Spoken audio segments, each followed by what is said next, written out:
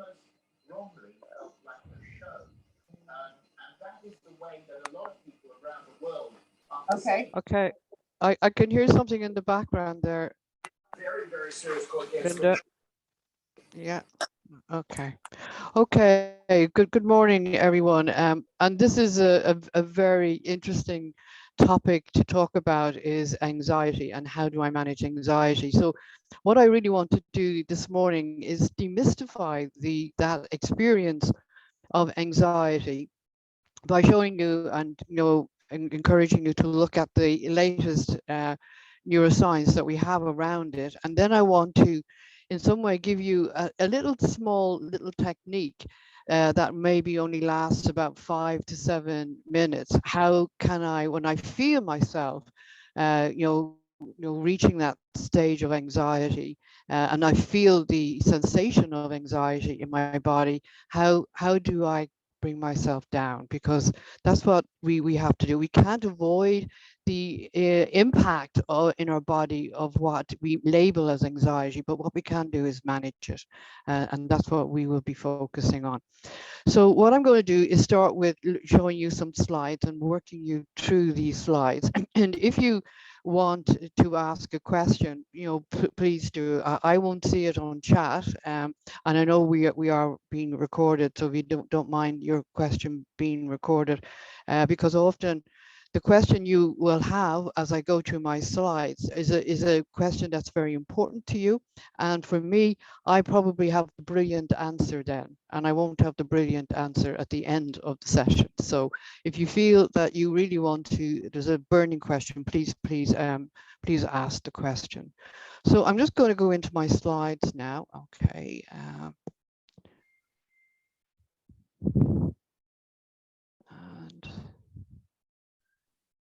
hopefully you see this. I'm going to introduce it by actually getting you to have a look at a simple diagram of the brain. And as you can see here, what we're working with is three aspects of the brain. The red piece is the survival state. Okay, it's in the brain stem. We call it the reptilian brain.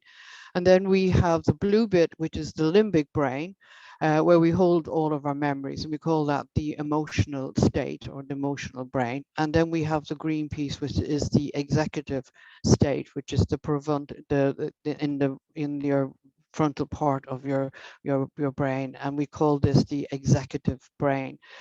What I'm going to do is work through these and why it is important that I have an understanding and a focus on these three parts of the brain and how we need to get them to support each other rather than at this moment in time, if you're not aware of it, they might be working against you. Okay. So what I'm going to do start with first is I'm going to start with the reptilian brain, and I'm going to start with it in you understanding what really happens when something in my life changes. Okay, so I'm just going to go to my first slide on that. And we discovered this only fairly recently, that this is the evolutionary hierarchy of the nervous system. Okay, this is how we've evolved. Okay, so when something unfamiliar occurs, we go through our evolutionary hierarchy of the nervous system responses.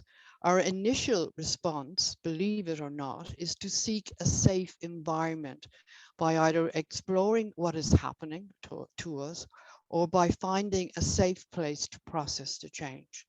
And that is our first, when something unfamiliar happens, that is our first need, our first choice is to go into that. But that's not always available to us.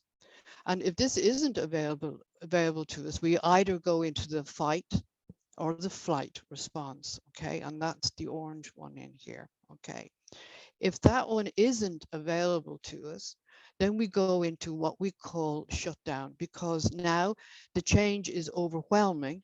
we can't manage it, and so we go and we shut down. We see this very much in animals. Does that make sense? When an animal is grazing, because the animals will really work very much from their reptilian brain.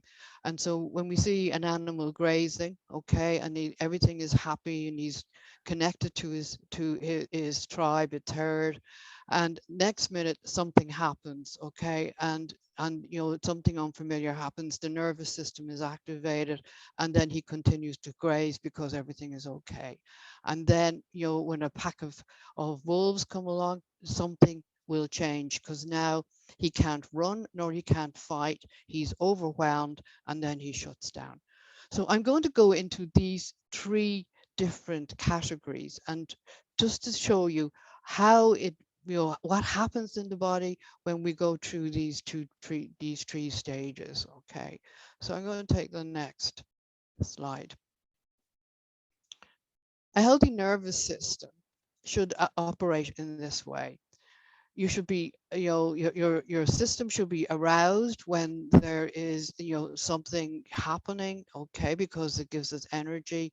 And then what happens is that the system settles, and this happens automatically. So your system should get activated, and then the system should get deactivated, okay. So let's have a look at what does the activation look like in our body. So, and to understand that, I want you to see, this kind of flow chart.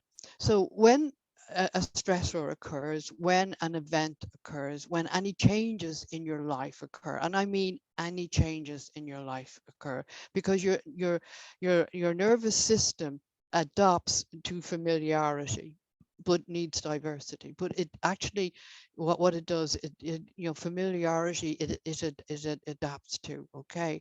So when there's an event, something strange that has happened, something unfamiliar happened, there is a stimulation in the hypothalamus. You can see there's like a radar system in your brain, and it sees that this isn't what normally happens. So it therefore triggers the autonomic nervous system. When it triggers the autonomic nervous system, the part of that trigger is in the sympathetic nerves. The sympathetic nerves run down all down your spinal cord, okay? And they connect to various organs in your body. And I'll talk to you about what those organs are in a few minutes. But also what it does is it also activates the adrenal medulla, which secretes adrenaline. And we know that word adrenaline, it's the experience of energy in our body, okay? So let's have a look at what the sympathetic nerves do. They increase your heart rate. So your heart now is pumping really fast. Interesting is that there's a clotting agent released now, because we're talking about working from the reptilian brain. So the body in its wisdom thinks we're either going to fight something or we're going to run, and we might injure ourselves. And so in case we might bleed, a clotting agent is released. And now they're discovering that, in the 21st century, people are presenting very much with, blood clots, and they think it's got a lot to do with the fact that we're, in our 21st century, we are exposed to a lot more changes and stress. Muscles contract, okay, because the muscles are contracting now because they get that message. Because now what it is, I'm either going to run or I'm going to fight, okay. Enzyme production in your stomach is decreased because your body in its wisdom says, I don't need to digest food, okay, at this stage. It's not a priority of mine, okay. And also, if you have if you haven't eaten, you probably won't have an appetite. Conversion of glycogen is just a very technical way of saying that the liver, which is the biggest organ in our body, will hold extra energy and will actually produce that, okay, when it's needed, okay. So this is reason why people in this response can do amazing things. People who can only normally can only run for a few yards, in an accident situation they could run much longer and much faster. So our body conserves some of this energy and releases it then. urine production is changed in our body, and we often find this in this response that we want to go to the loo a lot. I always think that the most used room in any waiting room is the toilet, because people are in this response and they're finding that they want to in some way pee a lot. We also sweat in this, okay? And the reason why we're sweating in this is because the body now is heating up and it needs to cool down. And the only way our body can cool down is to sweat, because if the body temperature reaches, a certain degree, we could have some sort of a fit. So the body is constantly keeping the temperature down. And then we breathe quite a lot. We breathe air into our lungs quite a lot, because now we need that air in order to burn, so we get energy. So if you can see this response as a good response, this response is giving you energy that you need to use in order, because something unfamiliar is happening. Okay. All right. Now, if you hold on to that, and then just let's go back into our flow source chart here. Unfortunately, because this is part of the reptilian response, this only lasts in the body for about 3 or 4 minutes. So this is no good for us as human beings, because for the animal, he either ran and escaped, or he was killed. Does that make sense? Or he fought and was killed. But for us, we live in a more complex sort of system, okay? And so this was not working for us, so we adapted, as we went into some form of adaptation. And in actual fact, this is called the adaptation theory. And what happens then is that our pituitary gland now takes up the next step. And what the pituitary gland does is it secretes a cortisol that has a similar impact on our body as the adrenaline that is activated by our nervous system. So this now comes in much slower, okay, and lasts in our body a longer time. And we as human beings have a tendency now to go from one to the other. Does that make sense? So in other words, if the stressor doesn't go away, okay, all right, then the pituitary gland keeps secreting the cortisol. All right. And then maybe it goes away, and then within another hour, we have another change occurring and our nervous system is activated again. So we could go into this in a kind of a loop. And when we do this, because we're now working with an adaptation, what happens is that our nervous system, our sort of our immune system is compromised. And because our immune system is compromised, this is the reason why that when we, are in this kind of an activity in our body, is this is the bit that leads us into illness. Stress does not does not make you ill. What it does is it compromises the immune system so that you're more open to illness. Okay. And if we look at this, what we call this is anxiety. Does that make sense? When we have this kind of palpitation in our heart, when we have this sensation in our stomach, okay, when our muscles are tight, okay, we have actually now labeled this as anxiety. And you know the interesting thing about it, which I'll talk to you a little about it, later on, is that you know, and maybe just give you an example of this for myself is that I have 2 grandkids, and one of them is 2 years younger than the other, and he wasn't allowed to have sleepovers until he became sort of 2 or 3. And the day he became, that was okay for him to have a sleepover, I was sitting with him and talking to him about, coming over and have a sleepover in his granny's. And he was telling me all the things he wanted to do and all the things he wasn't allowed to do at home, like have sweets when he's watching TV and going to bed late. And we were having a great conversation about this. And I could see that he was getting really excited, okay, which is in a healthy sort of activation of the nervous system. But then what happened is his mother came in, who was quite anxious about him going for a sleepover and whether he'd be okay. And she looked at him with his, and how excited he was, and how what all the activity that was going in his body. Okay. And she kind of looked at him and said, "Oh, Oshin, are you anxious about going to Granny's tomorrow?" And already now this child had a label of what this experience was, that this was anxiety. It wasn't excitement. And I think this has happened to a lot of us, that we have labeled something that is quite healthy in our bodies as anxiety, rather than asking ourselves the question, actually, am I excited? Is my body giving me energy to cope with something that is changing? Okay. And can I, in some way, engage with it? And then if I can engage with it, I will discharge it. Okay.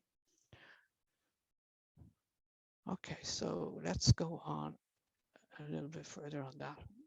Does that make sense to people, or does anybody want to ask questions about it? So that's just exactly what I've been saying here. Okay, what do we do with this energy? Do we, in actual fact, you know, you know, discharge it? Do we, because this is, your muscles now are contracting. Does that make sense? There's a load of energy occurring in your body. Okay, and so the best thing you could do in a situation like this is to do some exercise, is to walk, is to try and discharge the energy. All right. But unfortunately, we're not able to do that, in this response. And the system is just constantly, sort of, being charged in that way. Okay. So this would be an idea of what that might be like. So your system is activated. Okay. All right.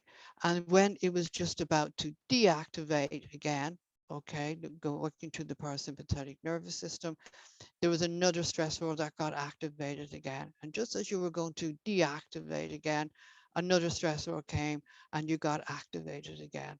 Okay. And so now you can see you're getting further and further away from the experience of what the parasympathetic nervous system should be doing, and that is calming you down. Okay. And we call this the alarmed response, because now your nervous system is very sensitive. Now it doesn't take very much for it to to get activated again. All right. A good example of this would be if you are, say, you've decided to sit down and read a book. And as soon as your bum hits the chair and you've opened up your bum, a thought comes into your head, oh, I should be doing this.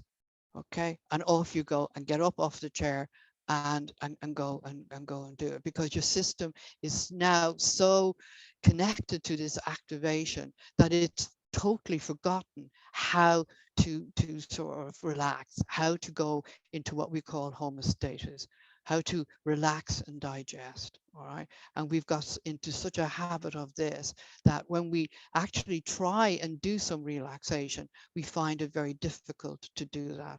And you may find that with some of the relaxation classes that are offered, because we see this as a very healthy way of allowing you to, in some way, heal and digest and repair yourself. Okay, especially when you're going through a cancer diagnosis. But you find that when you go and start doing the relaxation, you just can't do it, because you've got yourself into this kind of, activation of the nervous system. All right. And what I will be suggesting people to do is, when they do some relaxation, is to start doing it very small. It's actually to do 5 minutes of a relaxation, and even just time yourself and just say, I'm going to put my bum on the chair. Okay. I'm going to just to allow myself to listen to some nice music for just 5 minutes. Okay. And that's going to be my focus for that 5 minutes. And then then you stop doing it. And then, the next time you might do that 5 minutes for the whole week. And then you add another minute, and then you add another minute. And the optimum in relaxation is 20 minutes. If you can do, if you can relax in this way for 20 minutes, okay, where your body and your mind are focused on the same thing, and there's a space where there's no demands being put on your body, and if you can do that for 20 minutes, then that is a very healthy sort of relaxation. Okay, so let's move on. So what happens then if I can either fight or flee and the change is overwhelming? And we will go into shutdown and we go into what we call functional freeze.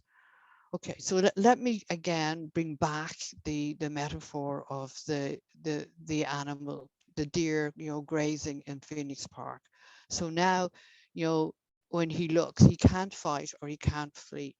But what, and he's got a herd of dogs coming at him or whatever, a pack of dogs coming at him, and he knows now that he can't escape this.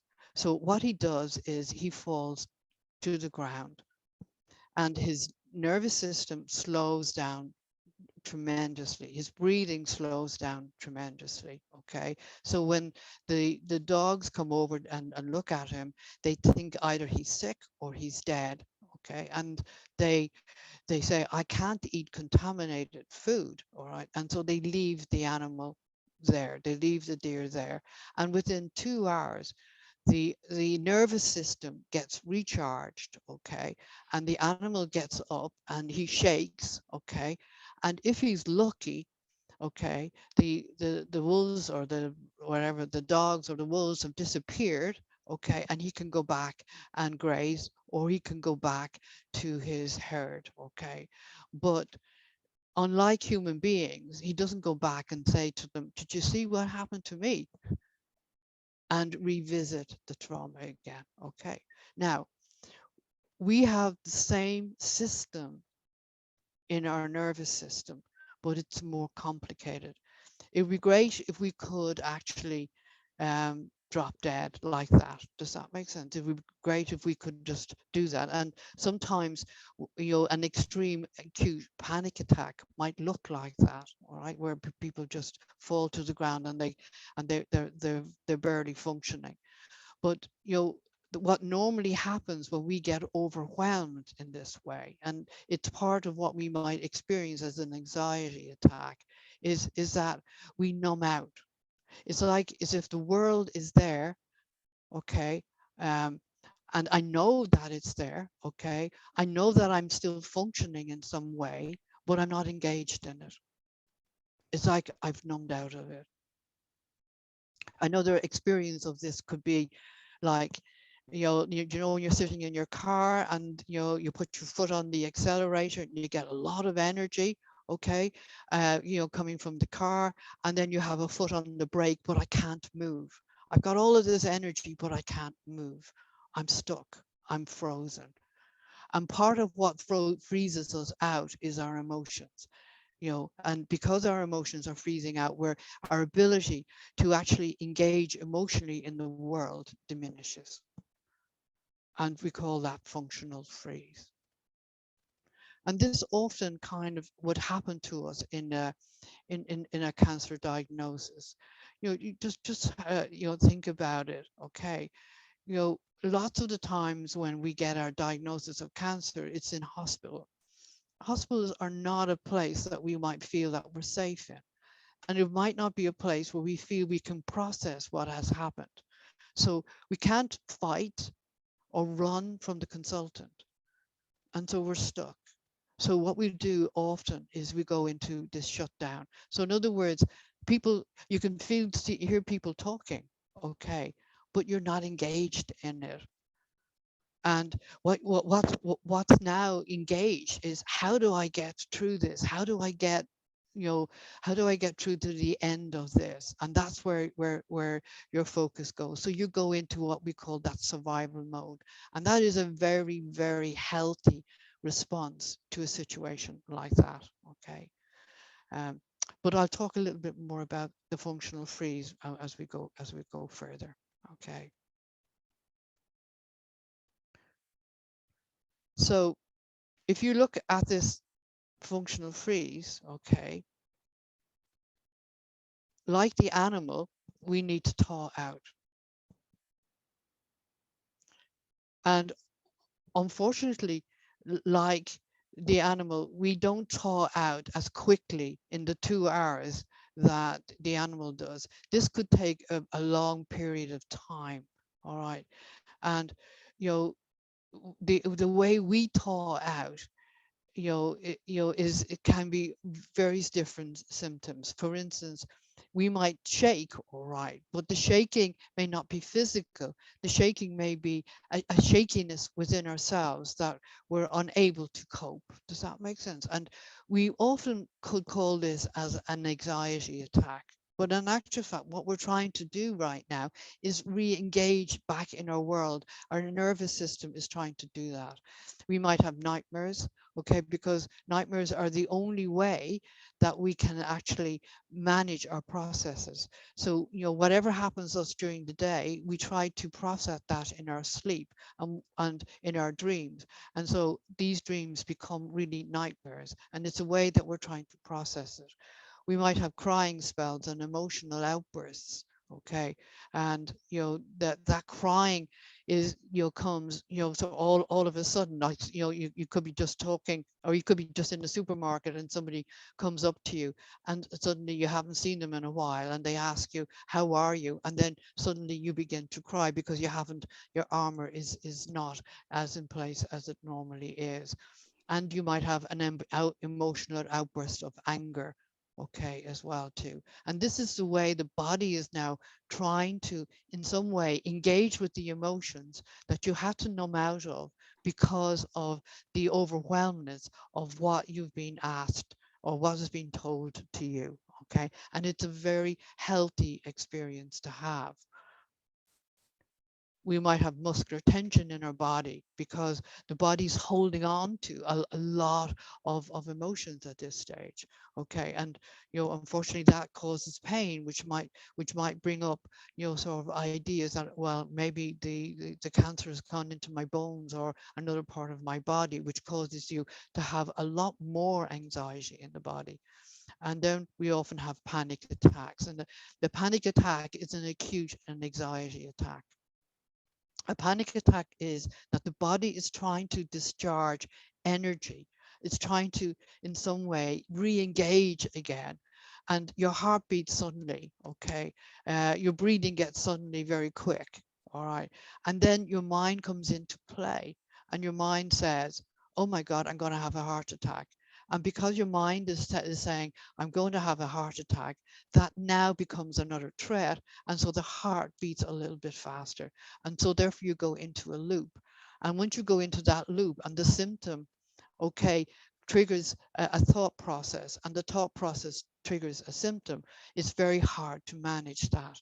And the only way we can manage that is to disconnect ourselves from the symptom and to try and find a way that we can be very present in what's happening to us right now. So in other words, you need to seek help. You need to be able to talk to somebody that's very present. You need to hold something that's very solid. Okay. And then usually when we can do that, we can easily come out of the panic attack, and we work with the breathing, and the breathing technique that I will be introducing you to later on is a good way of managing that. Up to now, we've always considered that trauma is, a major accident. Okay. Yeah, a major accident will cause what we call post-traumatic syndrome.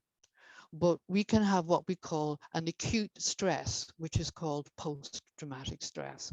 And the symptoms that I've been talking to you about could be considered now to be post-traumatic stress. It's an acute stress because it's coming from a situation that could be life-threatening. You revisit the place where you were told about it because you keep going for treatment or scans, okay? The possibility of it reoccurring is there as well too. And so therefore they are the hallmarks of trauma now, as we consider trauma to be, and you might be considering post-traumatic stress. So your anxiety attack that you might be experiencing might be because your body is trying to re-engage again, and is trying to come back to life again. Okay, and all it needs is to be able to do that. And this is one of the reasons why we have counseling in ARC, because the counseling gives you a supportive, safe environment to allow that to happen, and so that you can in some way engage with what has happened to you, have the feelings, and then we will support you in so that you don't get re-traumatized, but we give you the possibility that your body now can work through this and come out the other end, because that's what your nervous system wants to do. Your nervous system has been inhibited. It has been stopped to doing what it wanted to do, and now what we're trying to do is create the atmosphere where you can actually work through that and come out the other side. Okay, so before I go into the last one here, which is the social engagement, does anybody want to ask a question, or is there any burning questions coming up for anybody?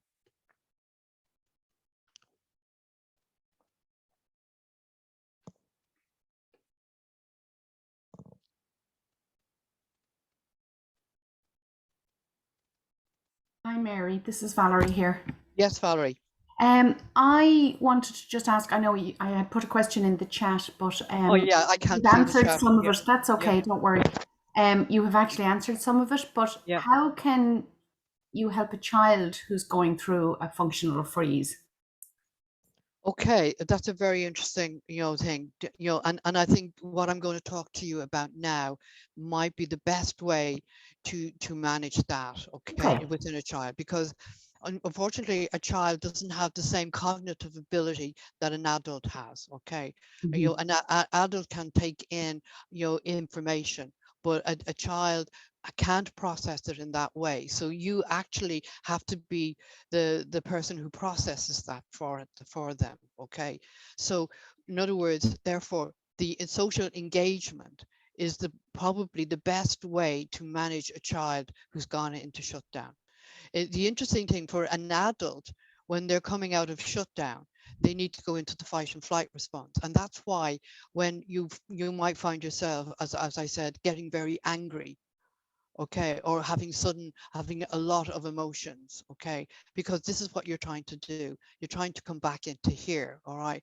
But for a child, they need to be in a safe environment where they feel that in some way that they can be held, in order for this, for their that system to come out. So in other words, if they're having an anxiety or a panic attack, the best thing you could do with a child is to hold them and let them lean into you for that reason. All right. And I'll explain to you why now, because we need to understand why did we as human beings evolved into a social engagement? Why is that part now of our hierarchy nervous system? All right. And what we need to know is that um, this social engagement only occurs in mammals, and the reason why it only occurs in mammals is because you know up to sort of when we were reptiles, we deposit our eggs on the beach, and okay, and that was it, and we disappeared off. But then we evolved into carrying our young, and so we needed to gestate. And because we needed to gestate, we needed to find a safe environment where that could occur. So we then went into tribes. Okay, as human beings, we went into tribes. As animals, we went into herds. So any animal that's a mammal will be very much connected to a herd, so that we could have a safe environment where we could do that. And it's interesting for us to note is that this well, we call this the ventral vagal nervous system that we develop, because our parasympathetic nervous system is part of the reptilian response. Okay, that's the part that brings us right down. But we then, got another extension of that, of the parasympathetic nervous system, which we call now the ventral vagal nervous system. um, and this has only been discovered in the last, say, 10 years, and we're still, working with it to figure out what more does this ventral vagal nervous system do. All right, but what we need to know about it is that it's very much, all the nerves are very much in the face. Okay, so it's about, well, what I see. Okay, it's about what I hear. It's what about I smell and what I taste. And the other end of that nervous system is actually in the gut, the heart. Okay, all right, and it's also connected in some way to the sympathetic nervous system. All right, okay, so so what does it do? All right, so in other words, if I'm looking at you, okay, and I see that you're safe to be in, you're smiling at me, or you're giving me some sort of an expression that feels safe, okay, then a message goes down to my heart to slow down. It goes into my lungs to breathe slower.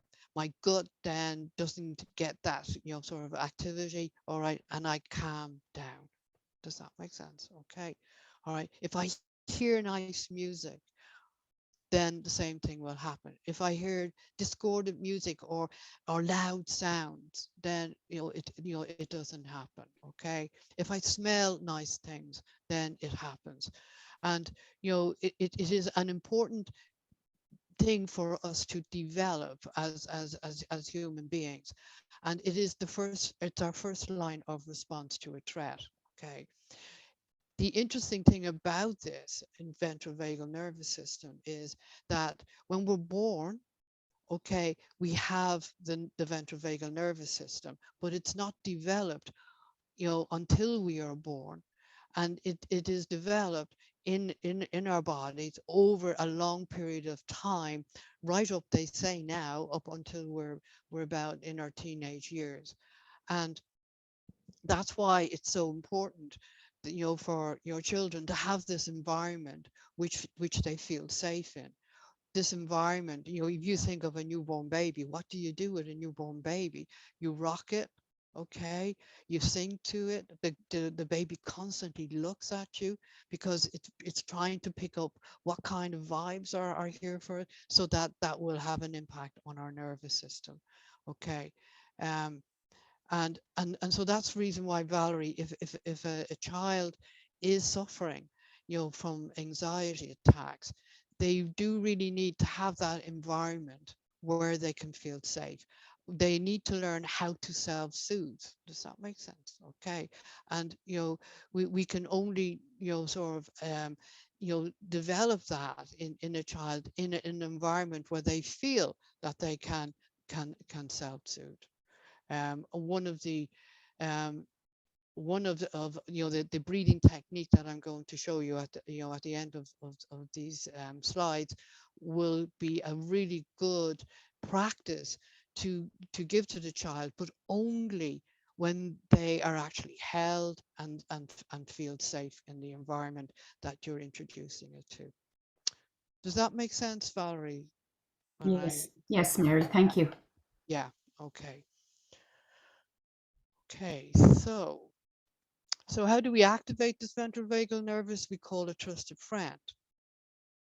So we're creating that environment. So if you have an anxiety attack, if you are feeling like that, this is what you need to work towards, to connect with something that is safe, to orientate towards a place or an object that nourishes you, to connect with nature, to seek out sensory items which you love. And I constantly, have in my pocket, or I constantly have some clothes that I wear that have a lovely kind of sensory feel to it. So that during the day, if I feel my nervous system, getting activated, I constantly will find myself rubbing my clothes or rubbing something or put my hands in my pocket, because that connection to something that's sensory, that's safe, automatically just brings my nervous system down. Listening to music or reading a poem, or dance to your favorite music. And so I would be encouraging people when they go to have their treatment, is to try and create a very safe environment for themselves in whilst they're having treatment, because this is where you'll probably experience sometimes a lot of anxiety. So, bring some nice music with you. You know, on your phone, have some nice photographs that you could look back on that actually connect you to home. All right. Maybe wear some nice, perfume or something, and men have something that you could smell that relates to something that feels nice. Okay. Listen to music. Okay. Or read, have something that you like to read, because that will help any kind of anxiety that you may have when you're in, a hospital place where, when you look at it, often isn't a feeling of safety for you. All right. If anybody's interested in the ventral vagal nervous system, I would encourage you to read and look at any YouTube that Stephen Porges, because he was the person who researched the ventral vagal nervous system. And as he says himself, I know more about the moon than I do know about our nervous system or our brain. So his name is Stephen Porges, spelled Porges. Okay, so let's go back here again and see where we are. And let my obviously got very close to time as well. Um, what we're looking at here is that we now know what the reptilian brain does. Okay, and I want you to notice here how we in some way activate this reptilian brain ourselves. It's not the external event that's done it, it's what we think about the external event that's doing it.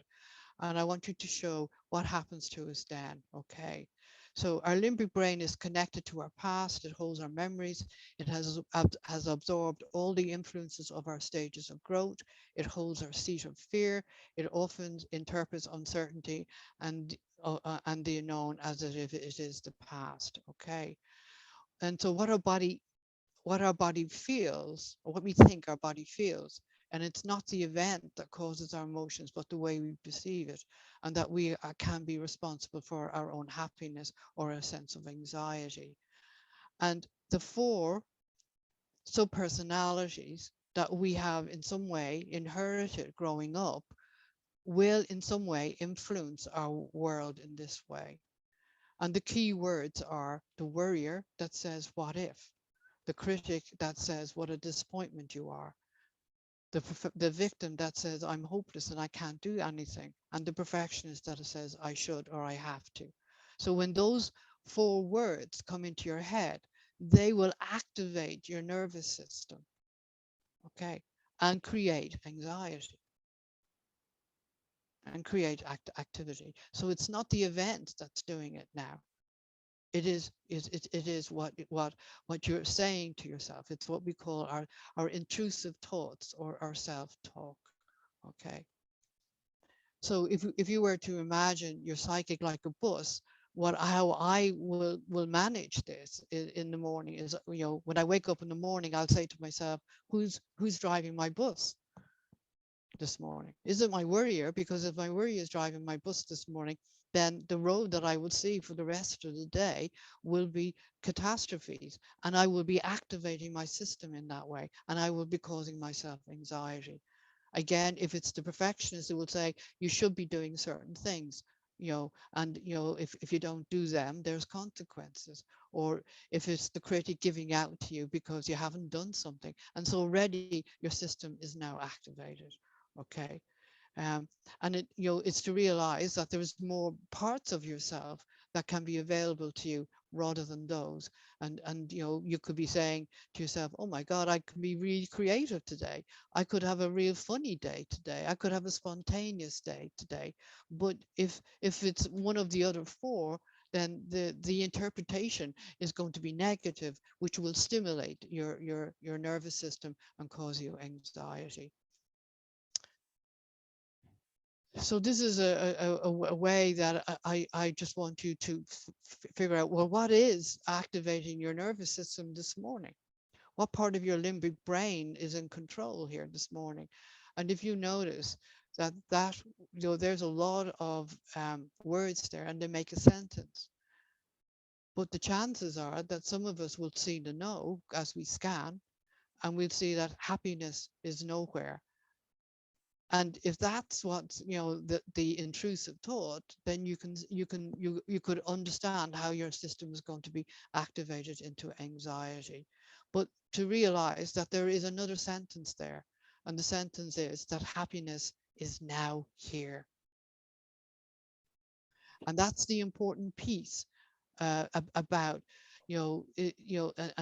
our system is to be able to stand back and actually say to yourself, does that make sense? There is another version that I'm not seeing. So what is it? And so this is another way of managing anxiety. So if you're anxious about something and you notice your intrusive thoughts, and you notice, oh my God, my worrier has now said that there's something going to happen here. And then what you can do is say, okay, that's the worrier. So let me stop and pause for a minute. Okay. And let me sort of look at what else could be happening here. What else is possible? What resources do I have that might in some way give me a whole different picture? And so that's what you do. You stand back and you do that and you practice that. And so that's a way we have of managing our and this is a lovely cognitive way of CBT way of managing something like that. You see, what we're saying here is this is the event. I'm feeling anxiety. I'm having these automatic thoughts, okay, about the event that are causing the intensity of my anxiety. So what I ask myself is, well, okay, what's the evidence to prove that that is true?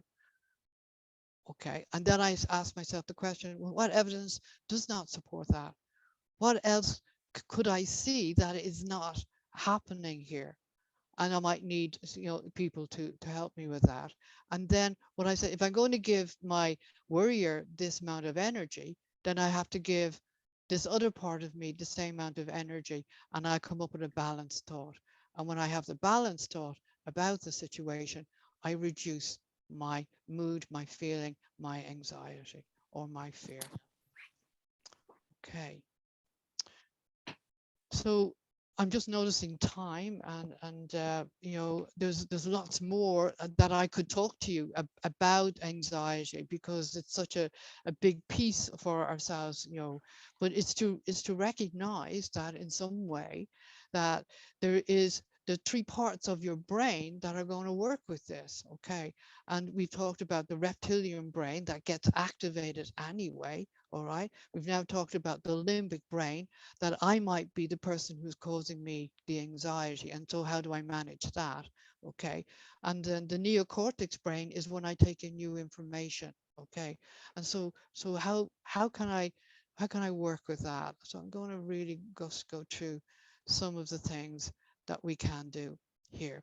And what we're saying is you really need to begin, if you're suffering from a lot of anxiety, you really need to get to bring in some new information that minimizes your intrusive thoughts, that stopped activating the reptilian brain. Okay. And this is what we try to do in the stress management. I do a stress management class on a Tuesday morning from 10:30 to 12:30, and we go through a series of 9 talks that allows us to bring in new information that might do that. The other piece is to learn relaxation. If I can learn relaxation, okay, then I'm actually uh, allowing my body to retrain into knowing what relaxation feels like. Because at this stage, your body has forgotten what it feels like because you're constantly being activated.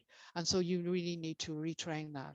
And that's why we have relaxation, mindfulness classes in ARC to help you to do that. And as a fact, on my stress management course, we go through a half an hour's relaxation every day on that. Okay. All right. Um, And let's look at Darwin's theory. We need to adapt. Does that make sense? We're as animals, we evolve by adapting, by changing, and that's what we really need to do. Okay, all right. And what is the first step? Self-awareness, like we're talking about here today. We need to structure and adapt to a new normal, a new way of being. We need to, realize that avoidance and boredom, are also, ways that we create anxiety and stress for ourselves, and we become allergic to the world. Our system needs to be challenged. We need to have diversity, and and be open to diversity, so we can get used to the activation in our body. Okay. But as I said, we call this anxiety. Okay, so I'm just going to come out of this because I'm just noticing time, and I could talk about this subject for a long time, because for me it's a very interesting subject. But I also want to, in some way, allow questions, and I'm just wondering if I don't know if Linda's still there. Linda, if we could take another 10 or 15 minutes, would that be possible this morning? I don't know if she hears me. I think we just take that we can. All right. So I'm going to do a little. I'm going to do a little breathing technique with you now that we know automatically brings your nervous system down. Okay, and then we'll maybe leave 10 or 15 minutes for questions if that's possible, and I can actually stay on a bit longer if people need to. All right. So what I'm going to encourage you to do right now is to find a way of being comfortable in whatever chair you're in at this moment in time. Just to find that sense of comfortable. Okay.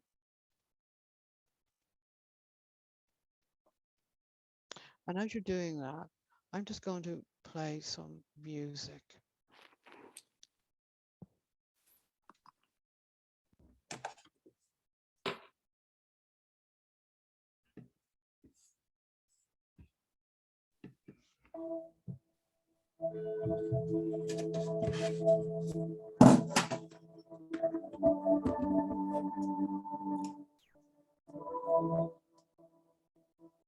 And I want you to notice the music in the room. Because what we're getting you to do now is to focus on something, because your mind will always ramble. It'll jump, it's like a monkey mind. It will jump from one thing to the next.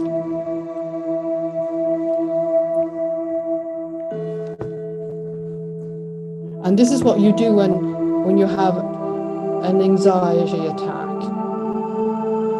Is your mind is jumping from the past to the future and back again, and you've lost the sense of presence. So by allowing yourself to focus on something that's very present helps the nervous system.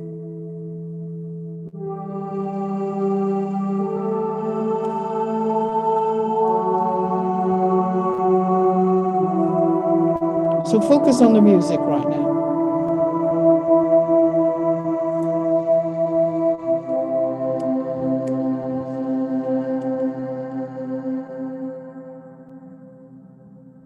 Now, rather than thinking that I'm aware of music in my room right now, I want you to actively listen to the music.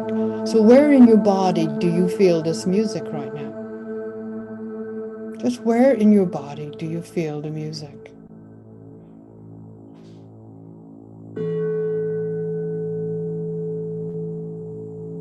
Because now I have your mind and your body connected to the same thing in the same place at the same time.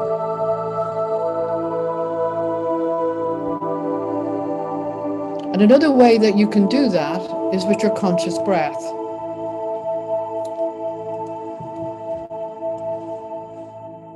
So right now, I want you to be conscious of your breath. So when you breathe in and out, just notice that your chest expands and contracts. There's movement in your body.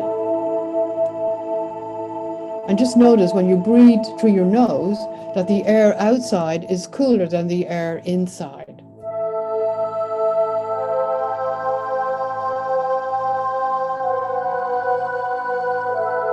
There's a sensation in your nostrils when you take a breath. So your breath has a sensation in your body. And right now you're conscious of that sensation. So now your mind and your body are connected. And when we can do that, we bring the body down, we make ourselves very present. So if we were to change the way we breathe, what would happen to the body then? And so rather than taking and focusing on your breath in, I want you to breathe out. I want you to empty your lungs as much as you possibly can in comfort.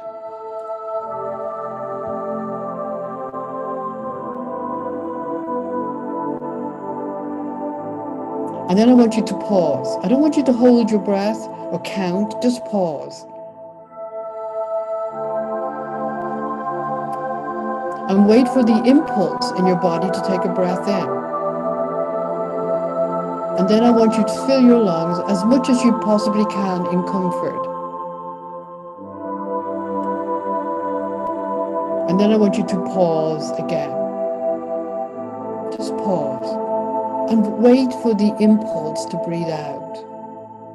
And feel the impulse to breathe out. And then when you breathe out, I'm going to encourage you to let the breath out with a sigh. Let it have a sound.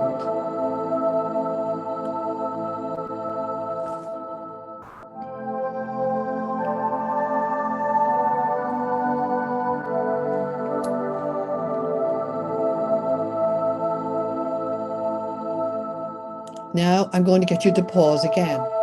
But this time when you're pausing, I want you to anticipate this breath and to understand that this breath is bringing life energy into your body right now. And then when you get the impulse to breathe out, to breathe in, feel your lungs being filled with this life-giving energy.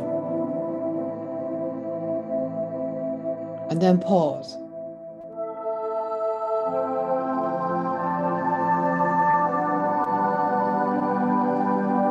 And as you're pausing, experiencing that life-giving energy that goes going into every cell in your body right now, so that every cell in your body is getting that life-giving energy. And then when you receive the impulse to breathe out, then just let go. Just really begin to allow the system to let go. And then just pause again. And as you're pausing, feel the impulse. Anticipate this life-giving breath. Fill your lungs with this life-giving breath.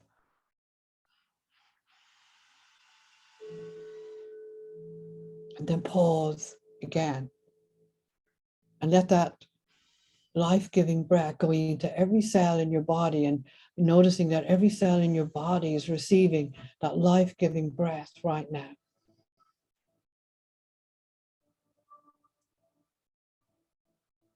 And then on the out breath, let go. Feel your body just letting go of toxins that the body no longer needs. Just let it go.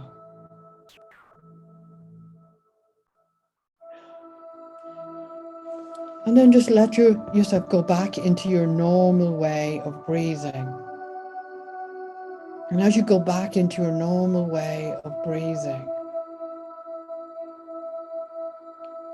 I want you to notice, has anything changed, no matter how small it might be? Maybe your breathing has slowed down a bit. Maybe you feel a little bit more relaxed.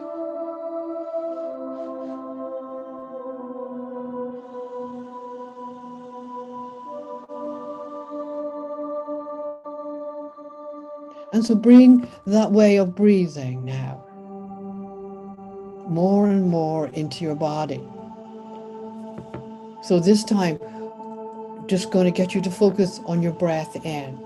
And when you breathe in, I want you to notice the soles of your feet against the ground. And when you breathe out, you stay with that connection.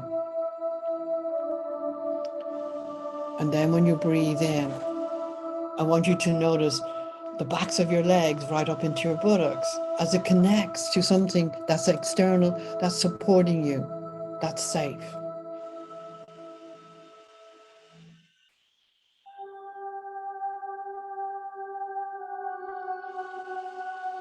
And then beware of your spine, your lower spine, your middle of your spine, right up into your shoulders, to exterior of your shoulders, right into your neck and your head. And you just have that experience now of the contact that the whole of my spine is making to something that's external, that is safe, that's holding me. And you lean into it because I am safe. I'm in my own room, in my own house, my own home, and I'm safe.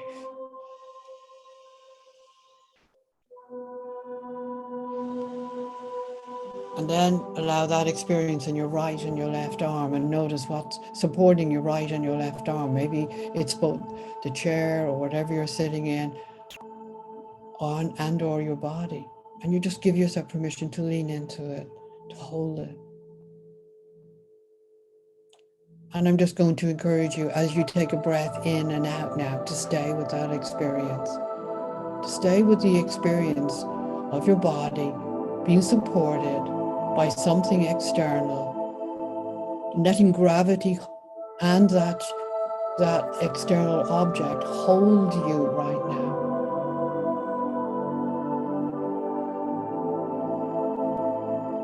And stay with your breath. Let that be your focus right now. Because there's no demands on you right now. There's nothing you need to do right now.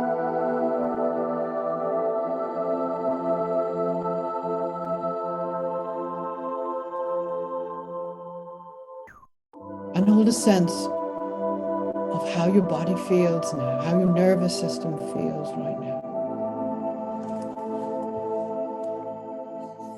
And as you're holding on to that feeling, I'm just going to stop the music.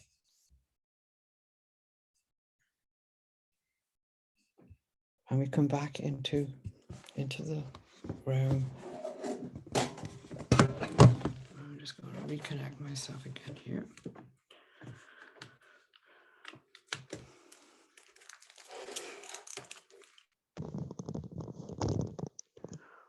And I'm just wondering how people are feeling. Good and relaxed.